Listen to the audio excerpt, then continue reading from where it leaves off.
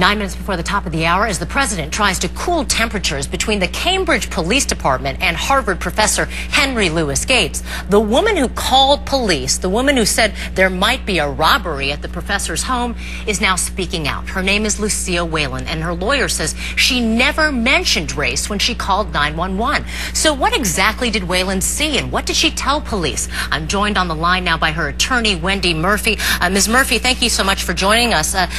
Lucia Whalen is said to be a 40-year-old woman of Portuguese descent. She's said to be personally devastated about this. What did she tell you about what she said in that 911 call? Well, good morning to you, Alina. The thing that we're really emphasizing this morning is what she didn't say. There's no question she never reported seeing, quote-unquote, two black men. And the reason we're clarifying that is that, number one, it's been widely reported, but number two, to falsely characterize Ms. Whalen as a racist, and she is really devastated by that characterization. She never said they were black. Indeed, she couldn't their race at all from her vantage point. But who, in your estimation, is classifying her as a racist?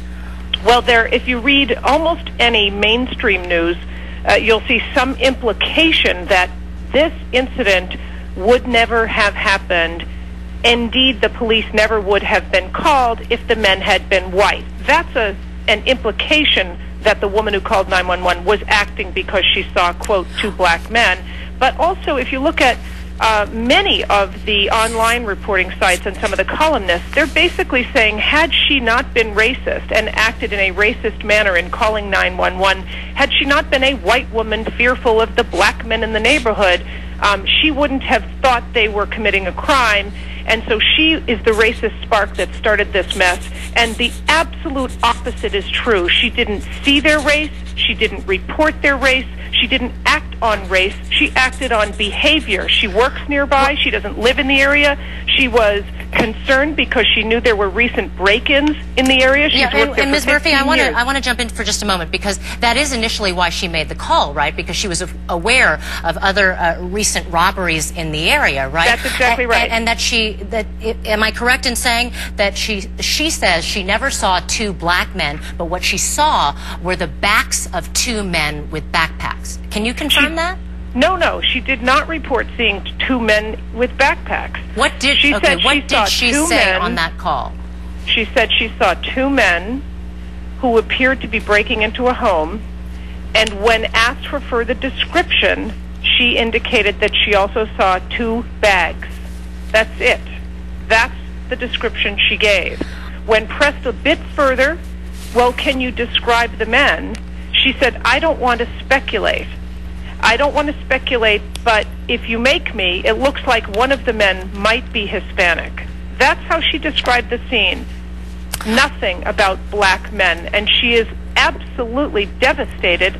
By the way, she's not even a white woman. Well, Ms. Murphy, I mean, it's clear this is now part of the national conversation. President Obama, as you well know, said last week, on Wednesday, I believe, that he believed that the Cambridge police acted stupidly.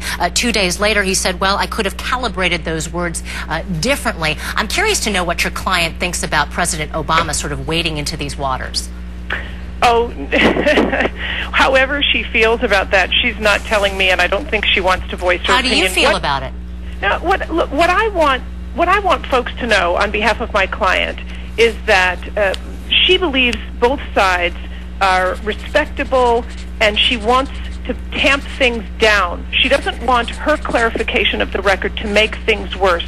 She cares about the racism allegation as a person. She does not want to spark any more fights and controversies about the race issue. She's a good person. She was a good citizen, and I think we're beginning to see that she was not the racist spark that fueled the fire. Wendy Murphy, attorney for the woman who made that 911 call in the Henry Louis Gates case, the break-in happening on July 16th. We thank you for joining us 56 minutes after the hour.